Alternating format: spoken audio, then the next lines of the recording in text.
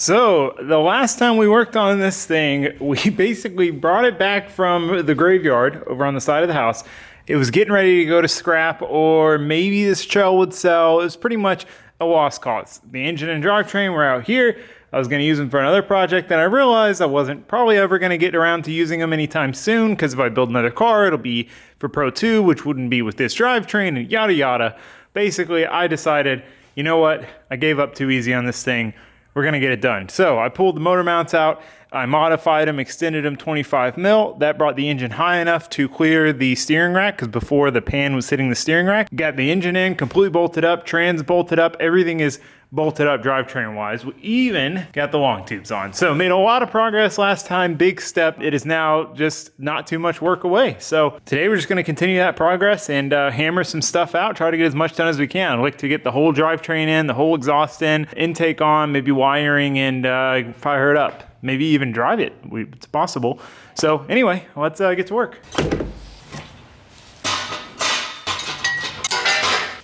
Stiff's not the lightest thing in the world. Drive shaft. Axles.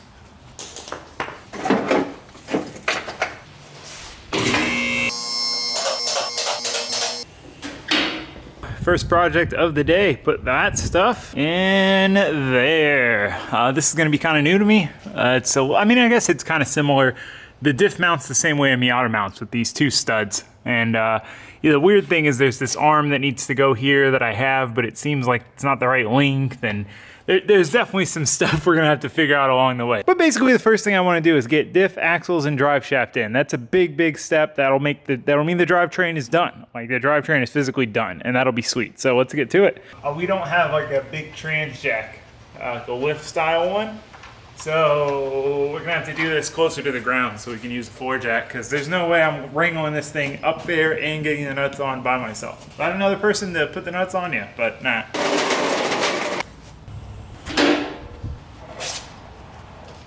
All right, all these nuts are right here. I was thinking I was gonna have to find these.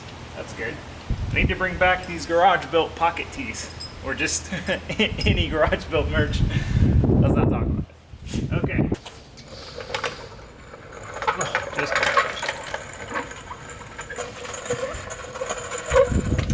Alright, we're decently lined up. Gotta do the old jack with the leg, hold with the hand thing. Ugh. Oh, I'm an idiot. I gotta get it in the front of the subframe there. Sure.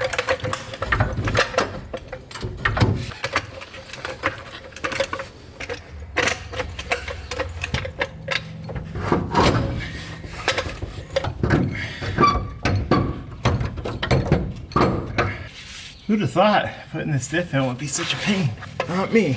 It's like I might have to drop the subframe down some to squeeze the diff in further and get under the studs. Okay, I think if I unbolt the shocks, it'll drop the subframe down enough to, do I go all the way? Oh, that was sketchy.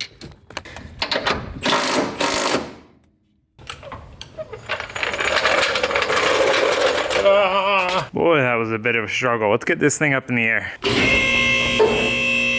Just kidding, let's get these shocks back in there. This Turbo 2 diff is proving to be quite the adversary. So I managed to get it to go in. I had to basically just take the jack out, lay under there, and grab the front and the back and manhandle it in place basically. So I thought I was good to go. I got the bolts in, and then I look up here and you can see those studs, there's slots. So they need to go down in those slots, which it needs to come back about, I don't know, like a quarter, a half inch to do so. I don't really see how I can do that without unbolting the back here. I tried basically like lifting this up to change the angle, thinking that it would slide in, and tried lifting this up, and I'm not really sure. I really don't want to take it back out because it was not very fun to get it in there, but we'll do what we got to do. We'll make it work. Had to grind this thing down. I'll have to show you guys where this goes in a second and why I had to grind it down. Okay, managed to get the diff in. Quite the struggle. I tried taking it off the rear, then the front would go in, and the rear wouldn't go on, not close to lining up. Then it was a freaking struggle to get it back onto these and not on the front. And then I had to drop the subframe and jack up the back and do all kinds of crazy stuff to get the slots, the studs to go in the slots in the front. And I had to trim the little bracket that goes in there, but we got it. We got this thing in, so I cannot complain. It was just a bit of a struggle, man. I think I'll do drive shaft. Okay, I was wrong. First step, I want to get this counterweight vibration damper thing off. I don't know why I didn't take it off before. Also, I need to get my shifter plate on. It'll be a lot easier to do without the drive shaft in the way. Oh, it's so tight. Whew. Some tight Johnnies right there, I'll tell you what. Don't ask me why I'm not using the electric ratchet for this. Now I am.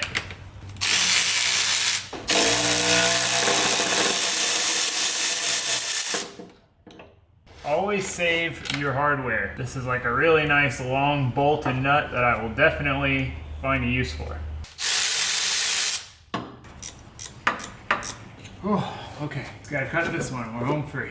I think this is a Sawzall kind of job.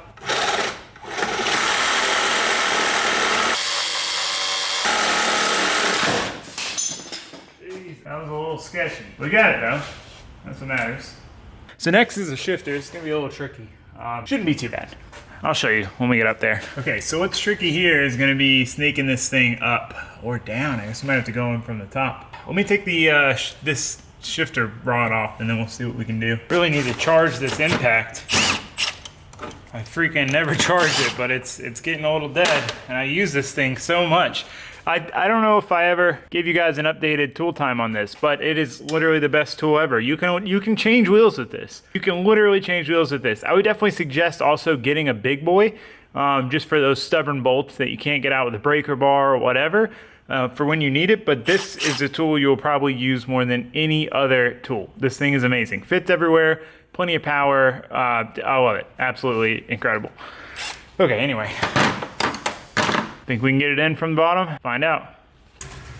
Yeah, there's no way this is going in without dropping this trans mount. So we're gonna try to throw it in from the top. I think we should be able to drop it in from there and then just get into the front two bolts will be a little tricky. But I think we can do it without undoing the trans mount. Excuse me. Oh, sorry. I really gotta figure out, oh God, this door bar is so much higher than mine. Oh, ooh. All right. I really got to figure out what I'm going to do with all the stuff in this car. Besides the parts needed to build it, there's a lot of like spare parts. Probably just give them away to someone who needs them. Oh yeah, that was way way easier. I should have brought. Can you grab my my impact with my 12 mil? No.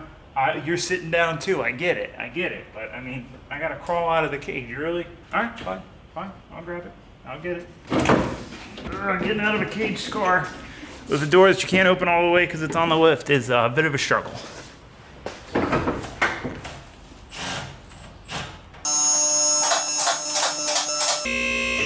Oh, we got one. Oh, no, a bit of a struggle. All right, the shifter is officially in. One thing that is kind of lame is it's offset to the left. There's no way to put it to the right because it bottoms out before the holes line up. So if you go all the way over, hits the e-brake. So we'll make a simple rod for this. It'll be easy to do. Just a thick piece of flat bar and some thread. So we'll do that maybe today, maybe tomorrow, I don't know. But for now, I want to keep moving. Shifter is fully installed, so one more thing down. It's because it's back up in the air. When you're working on a project like this, especially a car you might not be intimately familiar with, like with the Miata, I know how everything goes together, comes apart because I built the whole car myself. This car, not so much. So, you know, before I put the drive shaft in, I'm gonna make sure that things are good. I'm gonna make sure I can route my fuel lines without that being in the way, and just kind of eyeball it, check it over, and make sure that doing the next step, whatever that may be, isn't going to hinder me from a step 5 steps down the road, more or less. So, drive shaft time. Okay, so this is a point of concern for me. These drive shaft bolts they're just, I don't understand who thought these would be a good idea. So I'm just gonna steal some out of this parts car bins because they're both Mazdas. The flange, the pinion flange here looks the exact same. I'll show you why the other ones wouldn't work, but let me get these out. So, see this lip here? The RX7 diff has the same thing. So what that's for is you slide the bolt in and the bolt can't spin once it's in. It gets locked up against that flange. so you can take the nut on and off to help keep it from backing out, things like that. Also, there's this shoulder here, which is where it goes through the two flanges, so that the load is on this smooth portion that's tightly toleranced to the flanges, instead of on the tips of the threads that this was threaded all the way. So that's the bolt that should be there. This is the bolt that they had in there. One, way longer, way too long. Two, threads all the way. Three, head size. Look at this. It will not sit flat. So basically, to get it tight, it would be sitting there like this. I mean, this is one of those things that definitely kills time when you take over someone else's project, because you run into stuff like this where you're like, I can't use these bolts. Like, this is so not correct. But anyway, at least my roommate parts out Miata, so we were able to get the right bolts. But use the right bolts for your drive shaft. Moral of the story here: it is important that you use the correct bolt. Alrighty, moment of truth. Do you think it's gonna fit, or do you think it's not gonna fit? I'm really hoping it does fit. Okay, so that goes in. All right, yeah, no, it's gonna fit. I think. Oh, it fits, okay, cool. Looked like it wasn't.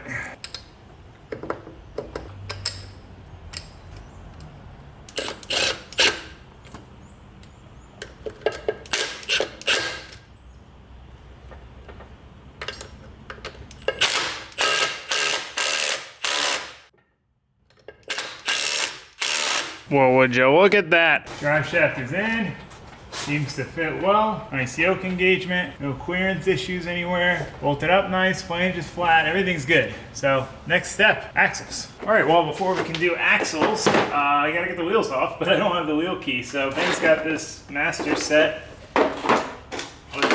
It has what we need. Oh, looks like it. All right, maybe this guy. Close. Oh, I think that's good enough. Let's try it.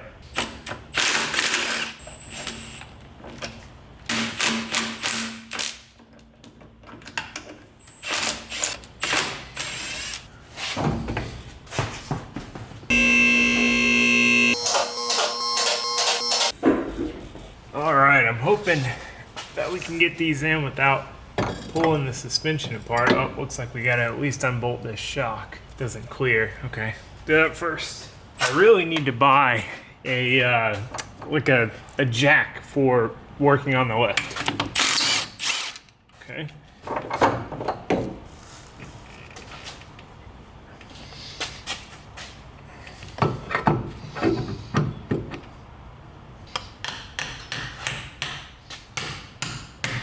All right, cool. That's all the way in. Let's get this shock back on.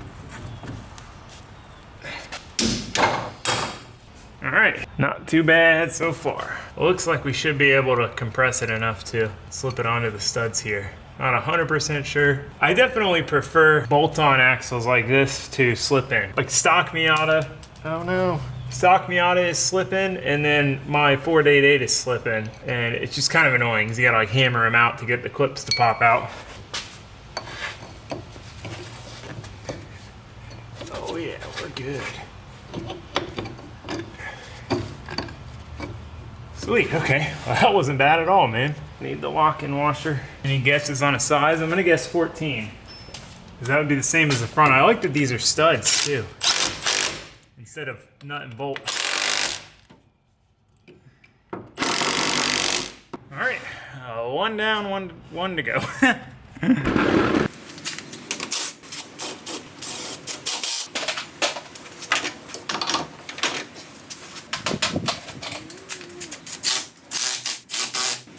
Done! That was really easy.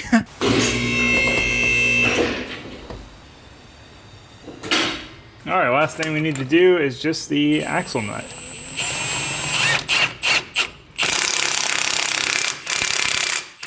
Ain't nothing to it but to do it. Get it done. I don't know. This thing definitely needs some BC coilovers, man. These stock shocks are pretty ragged.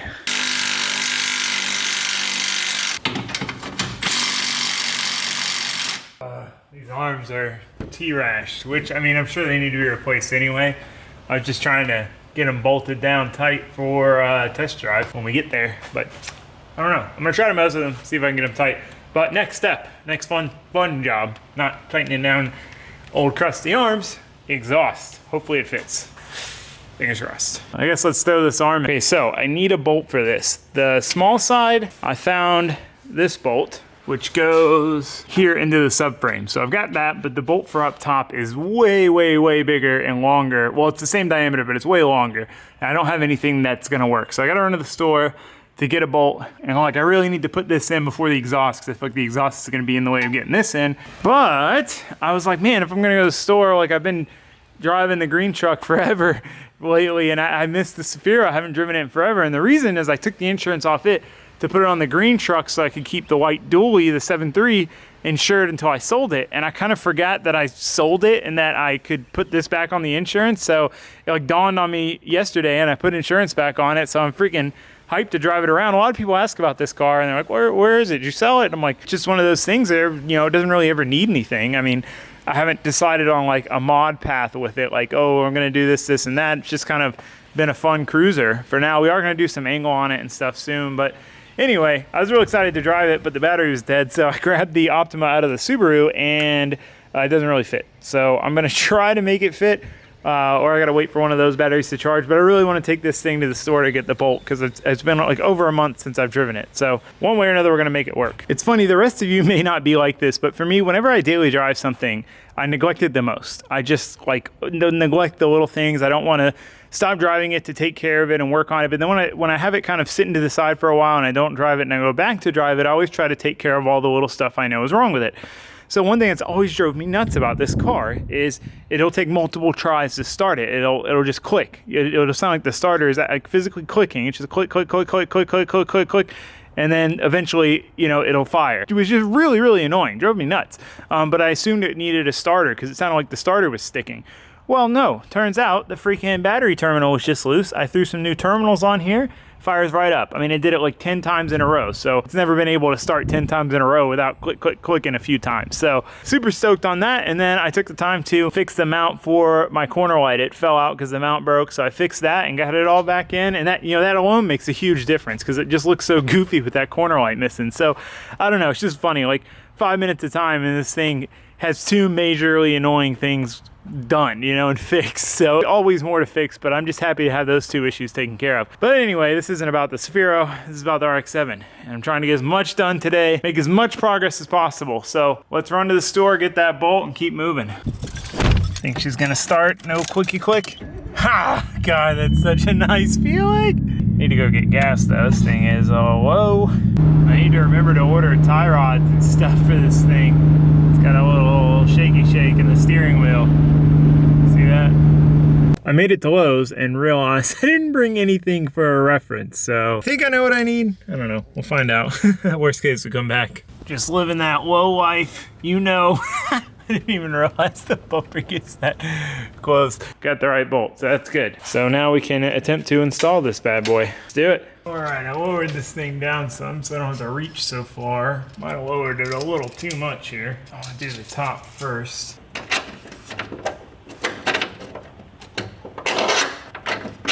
All right, oh, that's good. Got one part in. Oh, it's a stretch to get the nut on. Oh, dropped it. It's freaking up there, man. Oh, that's close. We'll have to jack this up lower on the ground. What do you think? Is it a 17 or, ow, 17 or 19? What are you guys thinking? You're wrong, 19. All right, I'd rather stretch than crouch. The old crouching situation was getting a little old. Can I get a wrench on it? That's the real question. Got it. All right, cool. I just gotta lower it down and jack it up to get this bolt in.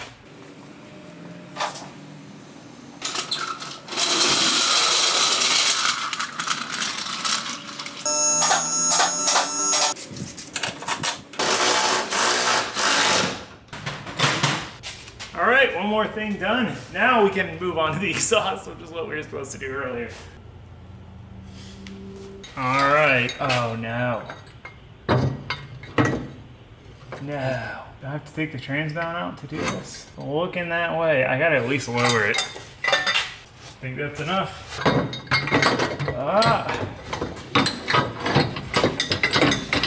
Oh, we gotta guy in there too. How does this even go in there? This goes back to me wishing I had a jack. Oh God, sketchy.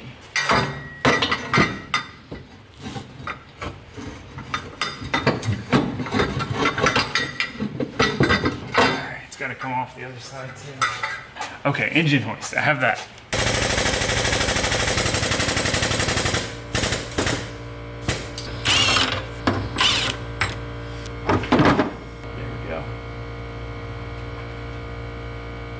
Okay, let's see if we can get it in this time.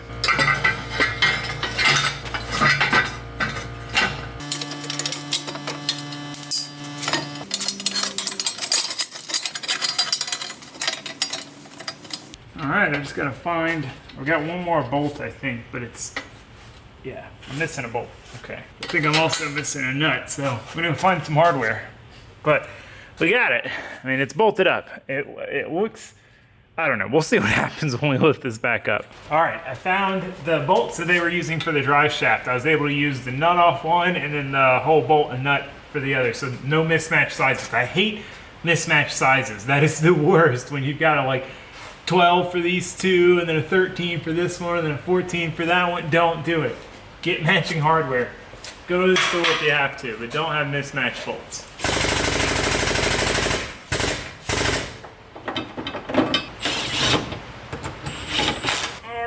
Last step. Speaking of mismatched hardware, this thing's got 3 different size nuts and 3 different size bolts.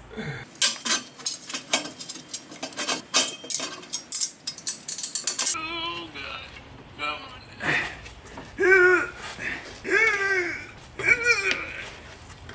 Oh, get it. Got it. Okay. All right, cool. We just gotta tighten it down.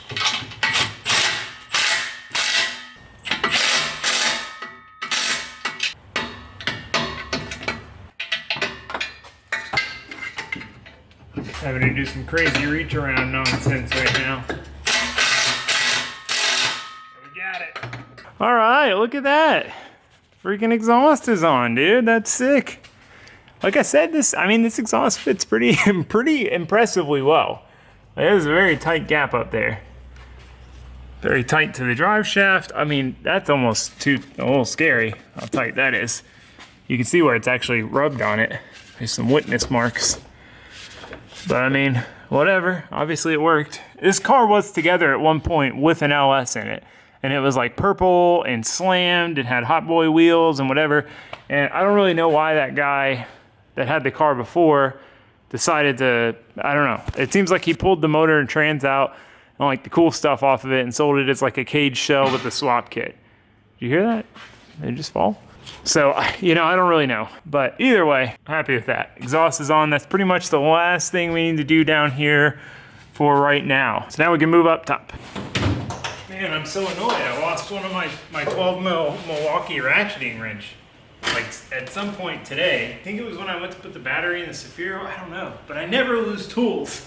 Like ever. That's why I always find the 10 mil memes funny. Because I'm like, dude, if you put them back every time you're done using them, you don't lose them. Like, I never lose tools. So yeah, we're gonna put the intake on and whatever else seems like the next one of the cool things to put on. Let's get to it. Actually, before we do that, we need to swap these injectors. So these are D-Works 1000cc injectors. We're gonna save these for later, these stock LS1 ones back in, which I have my concerns that one of these is bad. I'm not sure if we're gonna turbo this thing or not. So we'll swap the injectors, and we'll go from there.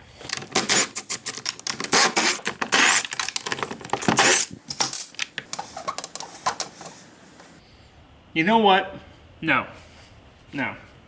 I want to get this thing running right. Injector technology has come a long way. You know, it used to be if you ran a big injector when you didn't need it, you were gonna lose, you know, drivability, it wasn't gonna run right, it wasn't gonna idle right, but now, like the injectors of today, especially the quality injector like a D-Works injector, you can run a big injector and it's not a problem. So, you know what, we're gonna leave these in because I really think I had an issue with one of these injectors before. We can at least send these out and get them flowed, make sure they're good. But for now, we're gonna run these. I know, man.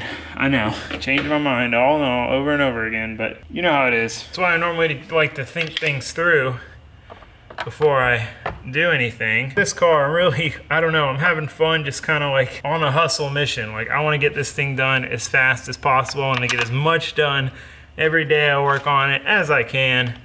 You know, it's a different project for me. The Miata, you know, I was so focused on making everything perfect, every last thing.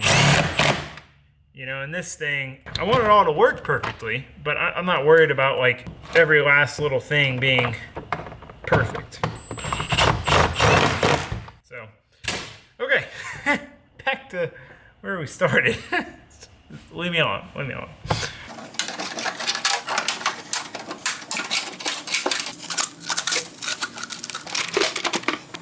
I like using extensions and deep sockets even when I don't have to. I don't know why. I just recently got this deep 8mm.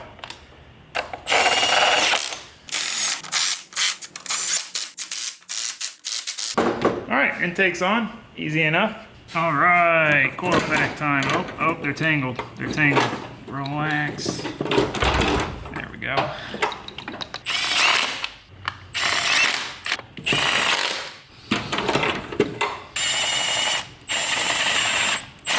Sounds like someone stripped that guy out. Both of those are boogered up. Oh, okay. These plug wires, these freaking cheap race plug wires, just get normal ones. Like I have just AC Delco ones on the Miata, $26 off Amazon. AC Delco, so OE manufacturer ones on the Miata, and I've never had a single issue. Guarantee you they work better than JDM Speed ones. I'll need to order some of those. Add that to the list. Because these like don't even feel like it's like the springs are falling out of them. It's like they don't even clip in all the way. Sorry, I'm not trying to complain. I just think there's a lot of stuff that people think is good when it's not. You know, they're like, oh, these are race plug wires, they're better, when in reality they're like trash compared to just some normal AC Delco ones you could buy. Okay, rambling over. Alrighty, well, it's getting late, but I am definitely happy with today's progress. We definitely got a lot done. Most of the things that I wanted to get done, we were able to get done. So that's good, that's good. There's not a whole lot more left. We got fuel lines, which I'm getting the fittings I need from Deechworks, but I might actually have some. I'm not 100% sure. I'll have to mess with that tomorrow. Got some other things to do. Got to plug off the oil ports. I'll show you guys that tomorrow as well. Engine harness, hooking up the chassis harness and cleaning that up. Filling with fluids, and I mean, radiator, there's not much. There's not much. Let's take a tour underneath. That's where most of our progress was today. I always forget when I leave the hood open. All right, hold on. Technical difficulties. Oh, I forgot, we never tested to see if the hood would close with the motor raised up and the intake manifold on. And it looks like it does. It's not touching anything. Sweet. Okay, cool. Well, definitely a good thing to check.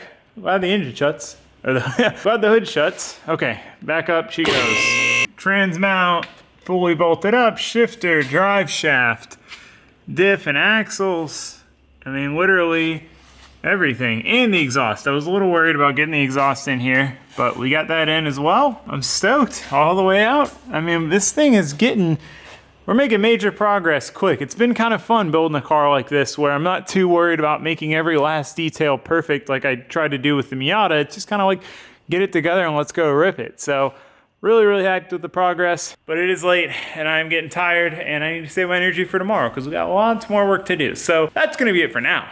And I'll see you guys then. Thanks for watching. Thanks for subscribing. Goodbye.